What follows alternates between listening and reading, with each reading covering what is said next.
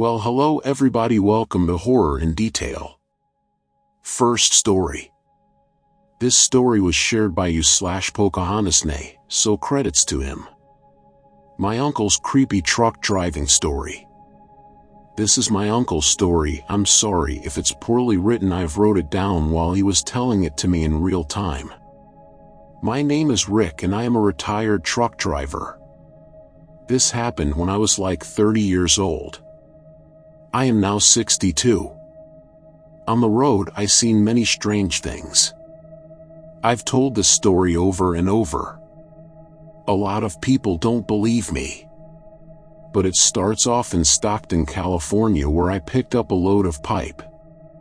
My destination was Salt Lake City, Utah. I was supposed to refuel in Barstow, California at a truck stop. But lo and behold, they were out of fuel. So I told my supervisor, hey, I got like half a tank of fuel. He told me to continue and hit the first truck stop I seen.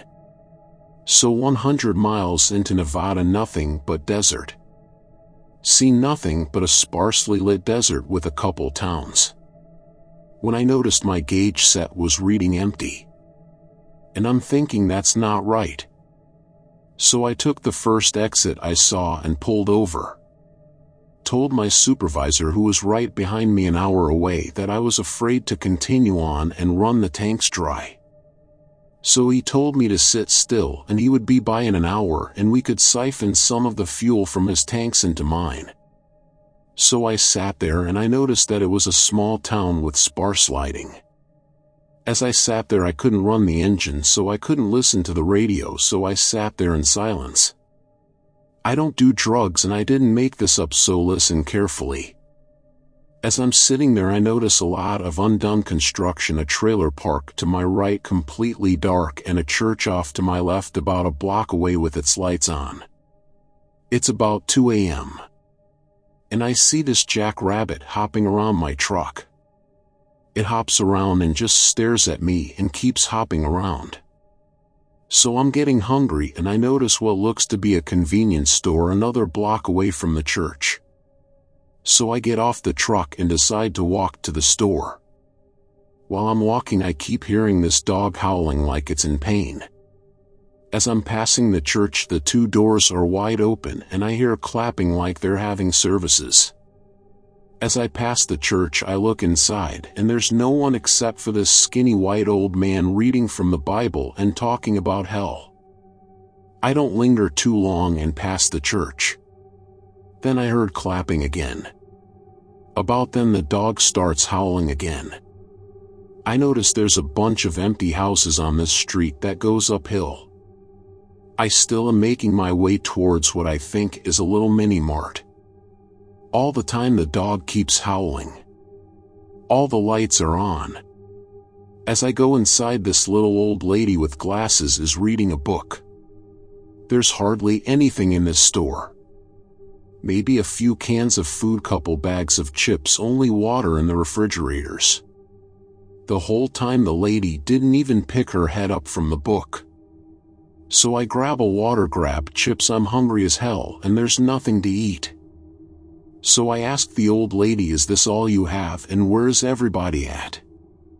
She told me everybody moved out and new construction was supposed to begin like 6 months ago. And she didn't say anything after that, so I paid her and walked out and started walking back towards the truck. The whole time the dog is still howling. So as I got closer towards the church, I looked up the street towards where I heard the howling from. I decided to go see for myself why the dog was howling. House on both sides of the street are boarded up and dark. I saw a house with the lights on, with about a 5-foot fence. When I looked over the fence, I was in shock.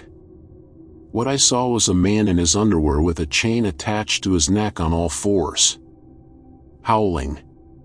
The hairs on my arms and neck stood up as I saw this other man burst through the back door and kick the man on all fours and was yelling at him to shut up. He ran into a doghouse. I was in shock and turned and ran back down the hill to my truck. As I passed the church, both doors still wide open, but there was no lights on anymore, and still I can hear the clapping. Finally made it to my truck, called my supervisor and told him what I saw. Told him hurry and get here so I can leave. My supervisor asked, what exit were you talking about, and I told him, and he said, oh, I passed that. He had to turn around and come back to get me. So I'm sitting there and the rabbit is still hopping around my truck. It stopped and looked up at me as I'm sitting in my truck. I'm not saying the rabbit said it, but this is what I heard leave. I rolled up the window and waited for my supervisor, who showed up 5 minutes after. I told my supervisor what happened, and he just laughed at me and told me, I'm gonna have to drug test you. I did not sleep on that whole trip to Utah until I got to Salt Lake City. Believe it or not, I swear this is what happened. Second story. This story was shared by Jim Bob Paul, so credits to him. A good friend of mine told me this story years ago. He is the stereotypical old big bad trucker. I've seen some weird stuff with him while driving in South Texas along the border. He never batted an eye, but while telling me this story he had goosebumps and a concerned expression. Which from this guy is about the equivalent of a trembling lip and shit-stained pants. I'll tell this story in the first person as he told it to me. Years ago in the late 90s, I was on my way from the house, Central Texas, heading to Laredo to pick up a load. It was early morning, around 4 or 5. I had just come off a string of days at home, so I know I wasn't tired. I am on one of those 2-lane winding roads in the absolute middle of bumfuck nowhere, when I see something on the side of the road at the edge of my high beams. At first I just thought it was roadkill, as is usually the case. As I get closer, I see that it is roadkill and there's someone crouching over the deer carcass. I remember thinking either this guy's taking the antlers as a trophy, or he's fucking sick. As I got closer still, I can now see that's this guy's eating the fucking deer. He's pulling chunks of meat from the stomach and bringing them up to his face. At this point he stops mid-motion and looks up at me. Not at my truck, but at me. He stands up, and that's when I see that it's fucking huge, brown, and covered in hair. I remember thinking at this point, oh damn. This thing is standing on the tiny shoulder looking at me. By this point, maybe 3 seconds have passed and I'm about to the point in the road he's standing at. I didn't even think of stopping, in fact I'm starting to lay on it and get the hell out of there. As I'm passing it, it's looking at me, again not at the truck, it's looking through the driver's side windshield at me. He obviously has the intelligence to know that there's a driver in here and knows where I'm sitting. As I start to pass him I can still see its head above the hood of an old needle-nose Pete, old truck design where the hood goes straight out from the windshield, known for being tall and difficult to see around. This thing is a giant. I remember seeing what looked like human intelligence in its eyes. It scares the shit out of me. Sorry for the wall of text. It's a story worth sharing though. I think it was a Bigfoot eating a deer on the road. Third story. This story was shared by the Gargoyle, so credits to him.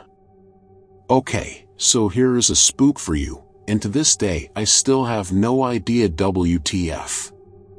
So I was in the VA/MD area, and had a lot of work-related sites ranging from downtown Baltimore to Virginia Beach and all around. Friday wrapped up, and I hit the road to some social arrangements I had made for the weekend. Spent the weekend with friends out in various parts of VA, got dragged off to other places even further out, the usual weekend fun times. It's late Sunday night when I have to leave, or I'm not going to be able to get home in time to start my, thankfully late afternoon, Monday.